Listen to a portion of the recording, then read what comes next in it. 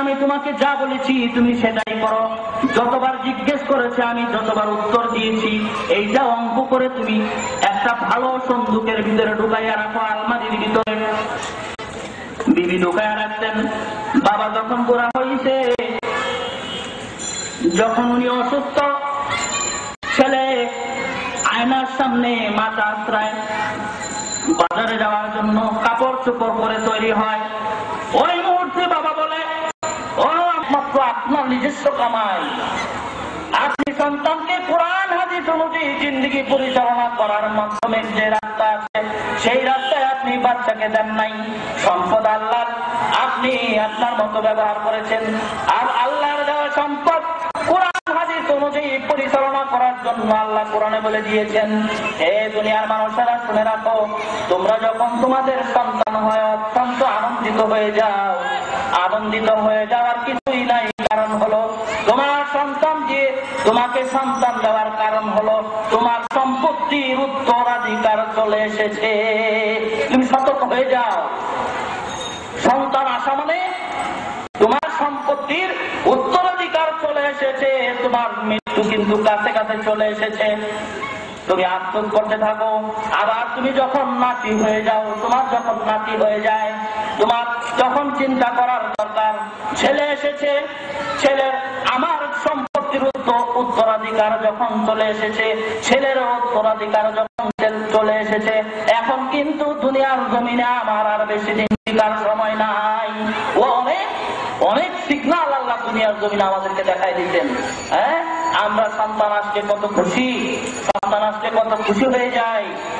আমাদের একবারও চিন্তা আসে না যে সন্তান যে পাতিলায় ভাত খায় আমি কিন্তু ওই পাতিলেরই ভাত খাই। সন্তান আমি বাবা দুইজনই একই জায়গার রিজেক গঠন করতেছি।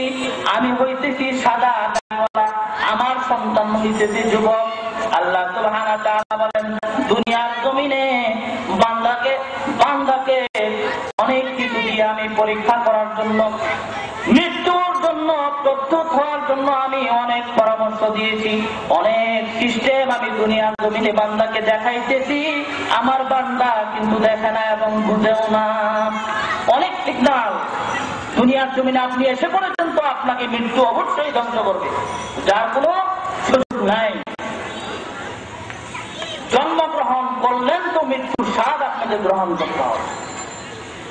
মৃত্যুর যন্ত্রণা এত কঠিন। আল্লাহ রাসূল বলেন, একটা রেশমি কাপড়ের উড়না বা একটা রেশমি কাপড় যদি কাঁটাওয়ালা একটা গাছের মধ্যে দিয়ে কেউ টান দেয়, ঠিক যেরকম অবস্থা হয় ওই রকম অবস্থা হয় ওই বান্দা। অসহায়ের মতো যখন আপনি চেয়ে থাকেন, আপনার জান কবজ করার পর রূহ যখন চলে যায়, গুরুস্থানে যাওয়ার পর, কবরে যাওয়ার পর আশেপাশের লোকজন আপনার সাথে যায়, আপনাকে 5 তলা থেকে একটা ভারী ব্যাগটা চায় নামায় দিতে নিতে। আপনি 5 তলা বাড়ির মালিক, 10 তলা বাড়ির মালিক, আপনাকে 5 তলা থেকে নিচে নামায় দিতে, একটা ভারী ব্যাগটা চায় নিচে নামায়। ও দুনিয়ার মানুষ, টাকা পয়সা ধন সম্পত্তির পিছনে আমরা যখন ছুটি, আমাদের চিন্তা করা উচিত দুনিয়ার জমিনে আমরা বেশি দিন বাঁচতে পারবো না, থাকতেও পারবো না। দুনিয়ার জমিনে 1 মাস ইনকাম করে আর 1 মাস রুজি করে আর 1 মাস আমরা উপভোগ করি, ভোগ করি। যে আসরের ময়দানের বিচারের পর জান্নাত জাহান্নামের ফয়সালা যখন হয়ে যাবে, যদি আমার কপালে জান্নাত থাকে তো ভালো, যদি জাহান্নাম থাকে তাহলে আমার মতো পুরা কপাল দুনিয়ার জমিনে আর কেউ নাই। আমার অত্যন্ত পুরা কপাল, আমি অত্যন্ত নিকৃষ্ট যদি আমার কপালে জাহান্নাম থাকে, আর আমি অত্যন্ত উত্তম যদি আমার কপালে জান্নাত থাকে। এই জন্য আশরাফুল মাখলুকাত এমনই একটা জাতি, অত্যন্ত পরীক্ষা, সকল পরীক্ষার মতো উত্তীর্ণ করার জন্য যতগুলো ফর্মুলা আল্লাহ পাক দুনিয়ার জমিনে প্রকাশ করে দিয়েছেন। বান্দা তুমি এইভাবে চলো, বান্দা তুমি ওইভাবে চলো, বান্দা তুমি এইটা করিও না, বান্দা তুমি এইটা করো, সকল কিছু আল্লাহ সুবহানাহু ওয়া তাআলা বলে দিয়েছেন, অথচ আমরা করি না। অলসতার কারণে, গাফিলতের কারণে আমরা ভাবি আমার বয়স এখন যুবক, আমার এখনো অনেক সময় আছে। একটা সেকেন্ডের সময় নাই, হইতেও তো পারে, একটা সেকেন্ডের সময় নাই, হইতেও পারে। এই জন্য আমাকে প্রস্তুতি নিয়ে থাকতে হবে। আমার মৃত্যুর প্রস্তুতি, আমার যে স্টেপ আছে ওই স্টেপটা একটার পর একটা আমাকে প্রস্তুতি নিয়ে থাকতে হবে। সুলতান মাহমুদ গাজনভী রহমতুল্লাহ আলাইহি বিশাল বড় বাদশা ছিলেন। উনি সাধারণ বেশে রাজ্যের লোকদের খবর নিতে গেছেন। হাঁটতে হাঁটতে দেখেন চারটা যুবক এক জায়গায় বসে বসে পরামর্শ করতেছে কি যেন গভীর রাত্রে। সুলতান মাহমুদ গিয়ে হাজির। ওহে যুবকেরা, তোমরা এখানে কি করো এত রাত্রে? বলতেছে আপনি কে? আপনি কে? আমি একজন সাধারণ মানুষ। না, যারা পরামর্শ করতেছে তারা হলো চুপ। তারা ভাবতেছে যে আসতেছে সেও চুপ। জিজ্ঞেস করতেছে তুমি যে চুরি করতে বাইর হইলা, একা কেন বাইর হইলা? তোমার কি কোনো সাথী সঙ্গী নাই? আচ্ছা ঠিক আছে, যদি না থাকে বসো আমাদের সাথে, আমাদের দলে যোগ দাও। যোগ দিয়ে দিলেন। সুলতান মাহমুদ গাজনভী রহমতুল্লাহ আলাইহি যোগ দিয়ে দিলেন। বলতেছে কার কি এখানে পদবী আছে? সূর্যের মধ্যে তো একজন লিডার থাকে। এখানে কার কি, কে কি কেরামতি জানো? আমাদের সাথে চুরি করবা? কে কি পরামর্শ করতেছি কার কি অবস্থা? একজন বলতেছে যে আমার তো এমন ক্ষমতা, আমার এই চোখ দিয়ে জীবনে একবার যাকে দেখি তাকে চিনে ফেলি। তাহলে ঠিক আছে, তুমি থাকো, তোমার থাকার দরকার আছে। আর তোমার কি গুণ? বলতেছে আমার এরকম গুণ, আমার কানে এত পাওয়ার, অনেক দূর থেকে কোনো আওয়াজ দিলাম বুঝি সেটা কি বল। আরেকজন বলতেছে তোমার কি গুণ? থাকো, তোমাকে দরকার। তোমার কি গুণ? আমার অনেক গুণ। এর মধ্যে সবচেয়ে বড় গুণ হলো নাক দিয়ে আমি এমন গ্রাম নিতে পারি যে গ্রাম নাক যদি মাটির মধ্যে লাগাই কোন জায়গায় মাল আছে বলতে পারি। ঠিক আছে, তুমিও থাকো, তোমাকে দরকার আছে। আরেকজন বলতেছে তোমার কি গুণ? যে আমার গুণ হলো আমার এই যে হাত দিয়ে যদি আমি কোনো তালা ধরি তালা খুলে যায়, তাহলে তোমাকে দরকার আছে। ঠিক আছে, তুমিও থাকো। সুলতান মাহমুদ গাজনভী রহমতুল্লাহ আলাইহি জিজ্ঞেস করতেছে ওহে বৃদ্ধ মানুষ, দাড়িওয়ালা, আপনি তো দাড়িওয়ালা মানুষ, আমাদের তো দাড়ি নাই, আপনার কি গুণ আছে? তখন বলতেছে আমার গুণ আছে। আমার গুণ হলো যে তোমরা যদি চুরি করে ধরা পড়ো, কোন মানুষ যদি চুরি করে ধরা পড়ে, তাহলে আমার এই দাড়ি দিয়ে যদি আমি লাড়া দিই, যদি সে ফাঁসির হুকুমের আসামিও থাকে, সে মাপ পেয়ে যায়। তখন বলতেছে ঠিক আছে, তুমি থাকো, তাহলে তো তুমি আমাদের লিডার। আমরা কোনো কিছু করে যদি আমাদের শাস্তি হয়, তাহলে তুমি তোমার দাড়ি দিয়ে যদি লাড়া দিতে থাকো, তাহলে আমরা মুক্তি পেয়ে যাবো। থাকো, তুমি হলো আমাদের লিডার। বলতেছে চুরিটা করবা কোথায়? চোররা বলতেছে যে আজকে আমরা সুলতান মাহমুদ গাজনভী রহমতুল্লাহ আলাইহির বাড়িতে চুরি করবো। সুলতান মাহমুদ গাজনভী বলতেছে ঠিক আছে, আমি রাজি আছি, অসুবিধা নাই। চুরি করতে গেছে বাড়ির সামনে, যেই বাড়িতে চুরি করতে গেছে সেই বাড়ির মালিক আছে কিনা তাদের সাথে? আছে। এটা বোঝার বিশাল একটা উদাহরণ। আল্লাহ সুবহানাহু ওয়া তাআলা মুমিনদের সাথে যে থাকেন, এইটা বোঝানোর জন্য জালালউদ্দিন রুমি রহমতুল্লাহ আলাইহির কিতাবে এই উদাহরণটা লেখছেন। বাড়ির সামনে গেছেন, গাজনভী রহমতুল্লাহ আলাইহির বাড়ির সামনে যাওয়ার পরে কুকুর আওয়াজ দিতেছে, এই চোরেরা, তোমরা যে আসতো চুরি করতে, তোমাদের বাড়ির মালিক তো তোমাদের সাথে আছে। তো যে বেশি কানে শুনে যে চোরটা বেশি কানে শুনে সেও শুনতেছে, শুই না বলতেছে যে দাঁড়াও, এখানে সিগন্যাল আছে। কি সিগন্যাল? অন্যদেরকে বলতেছে, বাকি চারটারা বলতেছে সিগন্যাল আছে। কি সিগন্যাল? যে বাড়িতে চুরি করতে আসতো এই বাড়ির মালিক ওনাকে এখানে আছে। অন্যরা বলতেছে কি বল, বোকার মতো কথা বলো, বিশ্বাস করে নাই কেউ। কুকুর বলতেছে যে কথা ঠিক, যে শুনছে তারটাও ঠিক, সাথেরা বুঝে নাই। ঠিক আছে, যিনি হাত দিয়ে ধরলে তালা খুলে যায় তাকে ডাক দিতে, হাত দিয়ে ধরতে তালা খুলে গেছে, তালা খুলে গেছে, দরজা খুলে গেছে। এখন মাল পাওয়ার জন্য যিনি নাকে গ্রাম বেশি নেন ওনাকে ডাক দিতে, সমস্ত মাল আস্তে আস্তে গোটায় নিতে। মাল চাল গোটায় নেওয়ার পর গাজনবী রহমতুল্লাহ আলাইহি কিছু বলেন না, কারণ উনি তো সাধারণ মানুষ না, উনি বাদশা। উনি যদি প্রকাশ করে দেন সাধারণ মানুষের মতো, তাহলে ওনার ইজ্জত যায়, প্রেস্টিজ নষ্ট হয়। এই জন্য উনি কিছুই বলেন না, মাল নিয়ে যেতেছে। আর মাল নিয়ে যাওয়ার সময় দেখবেন সূর্যের অবস্থা হলো যে যেদিকে বলে দিকে দৌড়াইতে থাকে, কারোর সাথে কোনো সম্পর্ক নাই, একসাথে ওই জায়গায় দেয়া ঠিক হয়। ঠিক তদ্রুপ এরকম সবাই যখন একসাথে হয়েছে, হওয়ার পরে তারা পরামর্শ করতেছে কি ব্যাপার, ওই দাড়িওয়ালা চোখটা কই, ওনারা তো দেখি না। তারা খুব খুশি। কারণ কি? খুশি হওয়ার কারণ কি? মালের ভাগটা উনি নিবে না, তারাই পাবে। সকালবেলা বাদশা কথা সব করে আসছি, নামাজের সময় হয়ে গেছে। ওই বাদশা সকালে এলান করে দিলেন, এবং বাদশা তো সবাইকে চিনতে, কে কে চুরি করছে তাদেরকে ধরে আনো এবং তাদের মৃত্যুদণ্ড দাও। এই কারণে মৃত্যুদণ্ড দাও, তাদের নাক কান চোখ হাত, এই নাক কান চোখ হাত আমার রাজ্যের অনেক মানুষের ক্ষতি করে, মৃত্যুদণ্ড দিয়ে দাও। বাদশা তো তখন আর সাধারণ বেশে নাই, আগে ছিল সাধারণ বেশে, এখন তো উনি রাজপ্রাসাদের পোশাক, সেনাপতি, মন্ত্রী, মিনিস্টার সব পাশে। তখন ধরে আনার সাথে বলছে আমাদের অপরাধ কি? কালকে তোমরা এই বাড়িতে চুরি করছো, মনে নাই? তোমরাই চুরি করছো। কপালে হাত। কে বলছে আমরা চুরি করছি? আমরা তো চুরি করি নাই।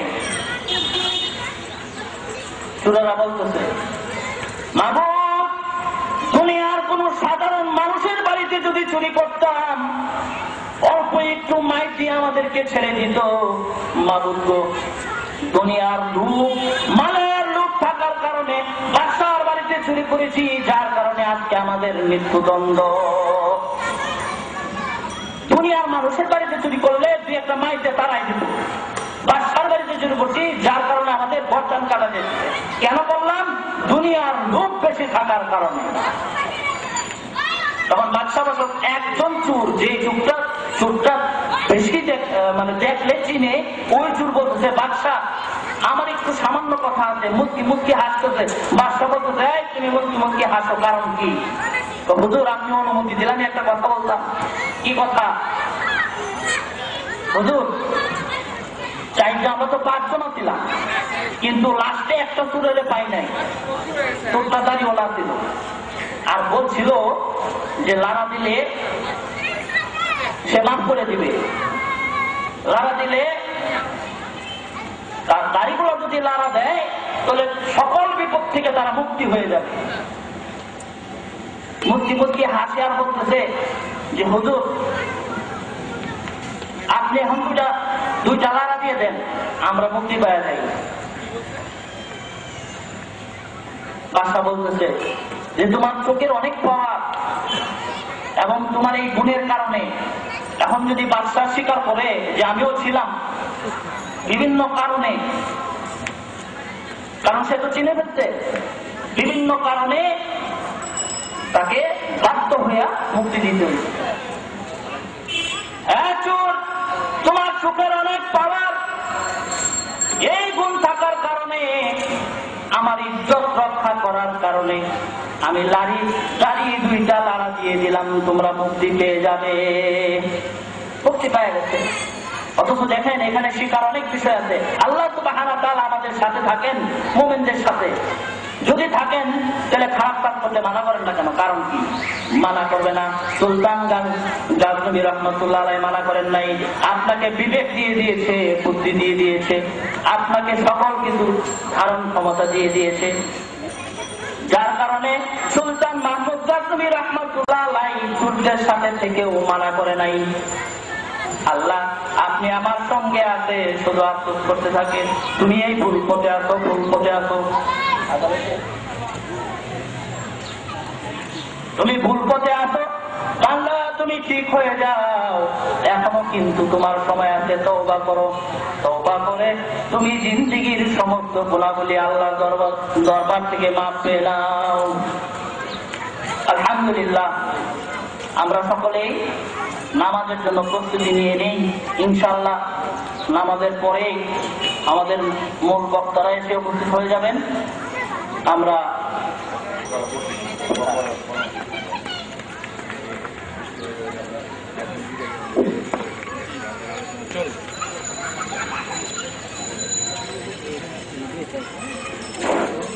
হ্যালো, আসসালামু আলাইকুম। সম্মানিত এলাকাবাসী, একটি ঘোষণা, আমাদের যদি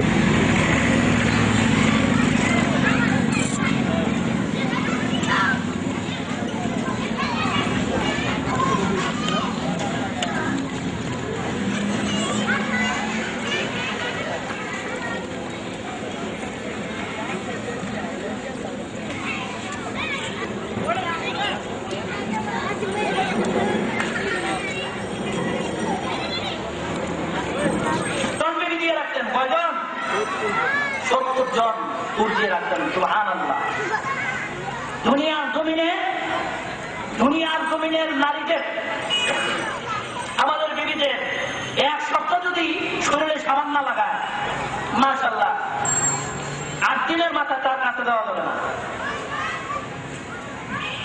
গন্ধ, মুখের গন্ধ, শরীরের গন্ধ, পায়খানা প্রস্রাব। অথচ আল্লাহ তাআলা আপনাদের জন্য জান্নাতে হুর রাখছেন যাদের পায়খানা প্রস্রাব নাই, কিয়ামতের আগ পর্যন্ত যদি শরীরে সাবান না লাগায়, কোনো গন্ধ নাই। দুনিয়ার জমিন যদি একটু আকাশ ফাটায় আল্লাহ তাআলা জমিনে একটা ফুলের আঙ্গুল ঢুকাই দিতেন, সারা দুনিয়া বেশ কম্বরে প্রাণ হয়ে যেত। ওই সমস্ত জিনিস আল্লাহ সুবহানাহু ওয়া তাআলা আপনাদের জন্য রেখে দিয়েছেন। বলেন সুবহানাল্লাহ। কত বড় নিয়ামত! অথচ দুনিয়ার জমিনে মানুষ 120 বছর হয়ে গেলেও বিয়ের খায় দুইটা। আরেকটা হলো মানুষের মনের যে কথাটা, আমার এখন কি মন চায় সেটা কি আপনারা বুঝেন না? আপনাদের এখানে কার কি মনের অবস্থা সেটা কি আমি বুঝি না? আল্লাহ সুবহানাহু ওয়া তাআলা বলেন, এই দুনিয়ার মানুষ চাচার বাড়িতে যায়, দেখি চাচা সুন্দর চিংড়ি মাছ ভাজি, লেবু কেটে গরম ভাত দিয়ে খাইতেছে। ঢোকার সাথে সাথে চাচা বলতেছে, কি ব্যাপার, কখন আসো? এইমাত্র। চাচা খাইতেছে, আমার জিহ্বার পানি পড়তেছে। চাচা কিন্তু বুঝে নাই,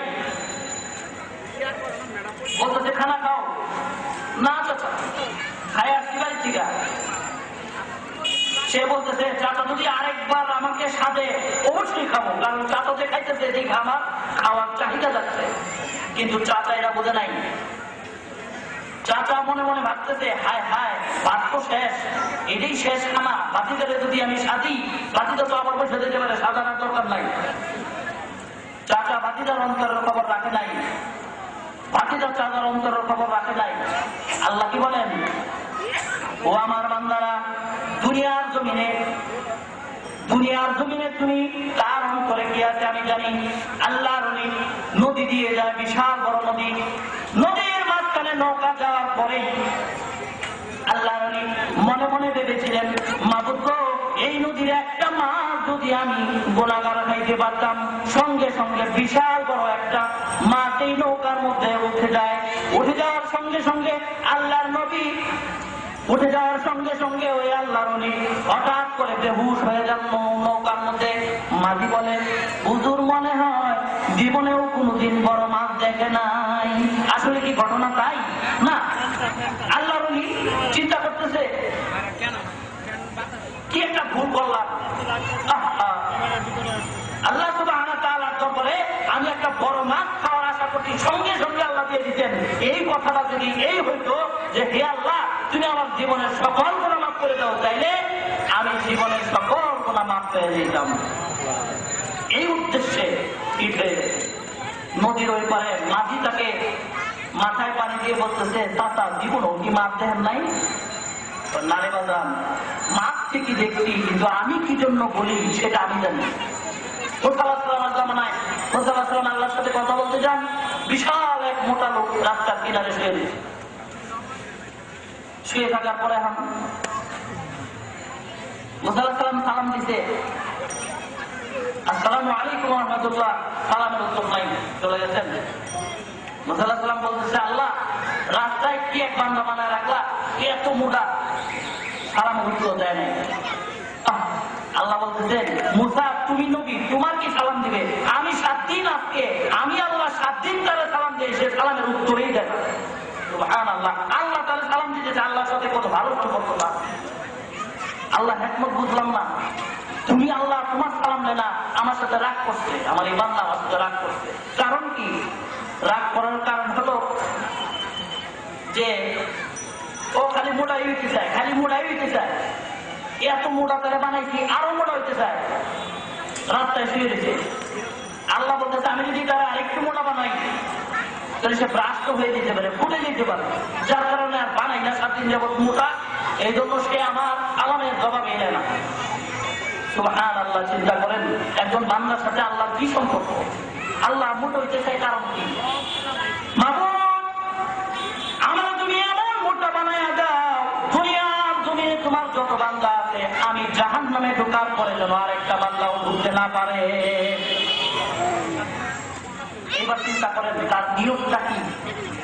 মাবুদ দুনিয়ার জমিনের তোমার যতগুলো বান্দা আছে এমন মোটা তুমি আমারে বানাইয়া দাও, আমি মোটা হওয়ার পরে আমাকে জাহান্নামে ঢুকাইয়া দিও, জাহান্নামে যেন 1 ইঞ্চি জায়গাও খালি না থাকে তোমার আর কোনো বান্দাকে ঢোকানোর জন্য।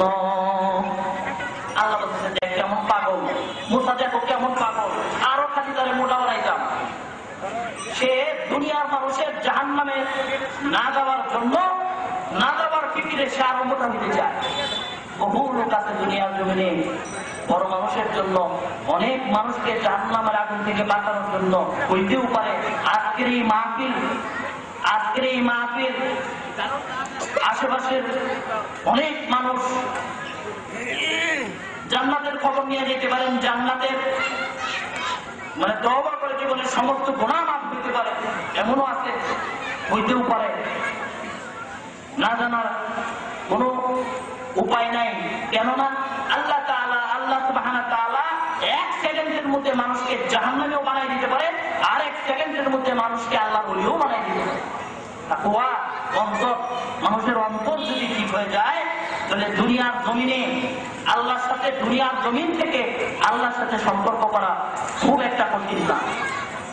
আল্লাহর সাথে সম্পর্ক করার জন্য কোনো সার্টিফিকেটের প্রয়োজন হয় না। আল্লাহ গরিবের কথাও শুনে, ধনীর কথাও শুনে, ছোট মানুষের কথাও শুনে, বড় মানুষের কথাও শুনে। 3টা খায়েশ দুনিয়ার জমিনে আল্লাহ মেটাবেন না, আপনারা যতই চেষ্টা করেন লাভ নাই। এই 3টা খায়েশ আল্লাহ তাআলা জান্নাতে আপনাদের জন্য ব্যবস্থা করে রাখছে। দুনিয়ার জমিনের বিবিদের জন্য কত সময় আমরা নষ্ট করতেছি, সন্তানদের জন্য কত সময় নষ্ট করতেছি।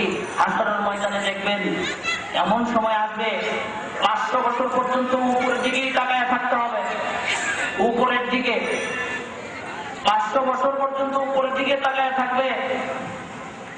এতটুকু জায়গা নাই আপনার যে জায়গায় আপনি দৌড়াইতে পারেন।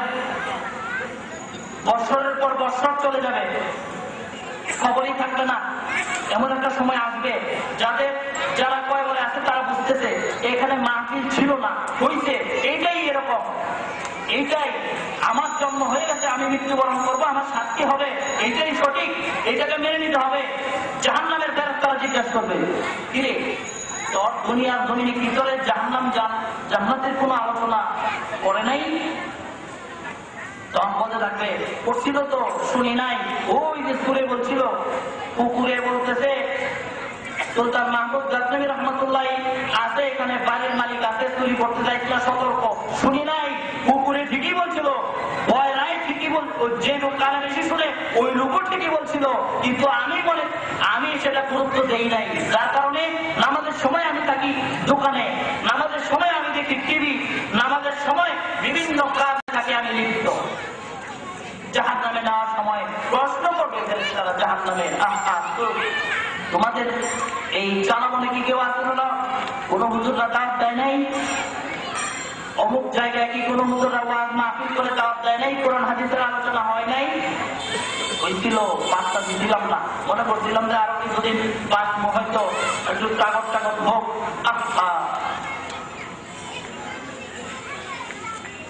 দুনিয়ার জমিনে কোন বান্দা যদি ইচ্ছা করে এক ওয়াক্ত নামাজ ছেড়ে যায়, 2,88,00,000 বছর পর্যন্ত তাকে জাহান্নামের আগুনে জ্বলতে হবে। মহিলাদের গর্ভের বাচ্চা খালাস দিতেছে, যদি রক্ত না থাকে অর্ধেক হয়ে গেছে, ওই মুহূর্তেও যদি নামাজের সময় হয় তাকে নামাজ পড়ে নিতে হবে। আজকে একজন যুবক হয়েছে, মৃত্যুর আগের দিন পর্যন্ত তাকে নামাজ ছাড়া যাবে না।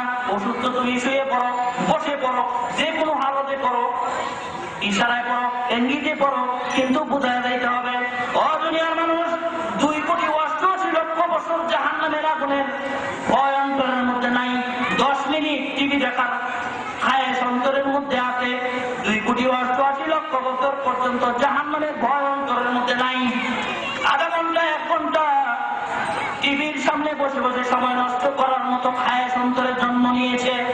এই জন্য ভাইয়েরা আমার, দুনিয়া তুমি অল্প কিছুদিনের জন্য আমার সন্তানের পিছনে আমি সময় নষ্ট করতেছি, সেটা হক আমি তাকে দিব। দিদির জন্য সময় নষ্ট করতেছি, সেটা হক আমি দিব। অবশ্যই আমি আমার জাহান্নামের আগুন থেকে বাঁচার জন্য যতটুকু করার ততটুকু আমি আমার করে নিব। কারণ আমার সন্তান আমাকে জাহান্নামের আগুন থেকে বাঁচাবে না, বরং আমার সন্তান যদি দুনিয়ার জমিনে কোনো অকল্যাণমূলক কর্ম করে সেটার জন্য কিন্তু আমাকে প্রায়শ্চিত্ত করতে হবে। এই জন্য ভাইয়ারা আমার, দুনিয়ার জমিনে তুমি যতদিন বেঁচে থাকো, অল্প সময় হোক আর কম সময় হোক, যতটুকু সময় তুমি বেঁচে থাকো, ওই সময়টুকুর মধ্যে তুমি তোমার জিন্দিগির সমস্ত আখের তুমি বুঝায় দাও। কারণ তুমি যে কোনো সময় মৃত্যুবরণ করে নিতে পারো। তুমি যে কোনো সময় যদি মৃত্যুবরণ করো, ওই সময় তুমি যতই আফসোস করো তোমার কোনো মূল্য থাকবে না।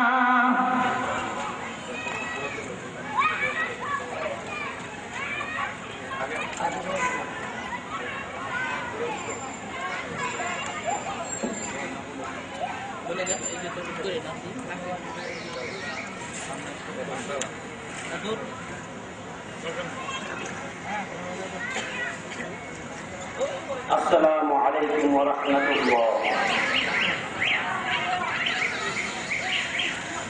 আউযু বিল্লাহি মিনাশ শাইতানির রাজীম।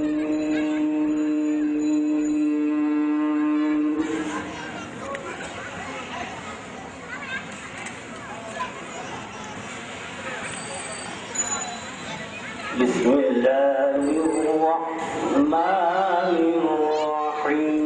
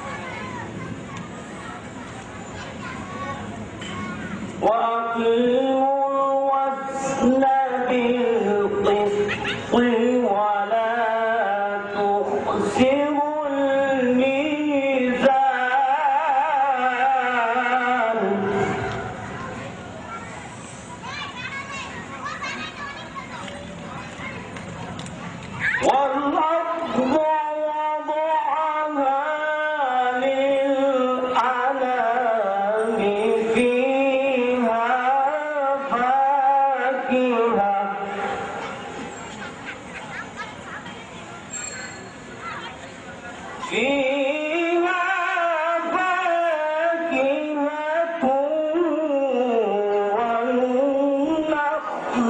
ذات الأكمام والحب ذو العصف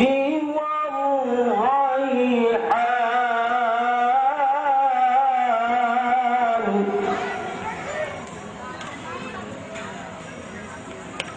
فبأي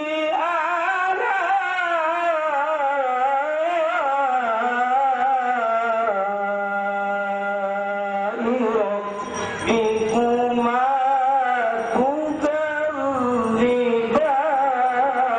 تكذبان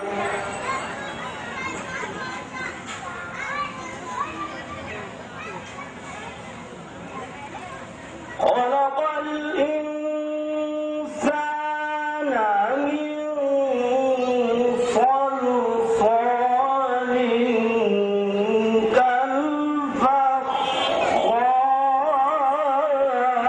كالفخار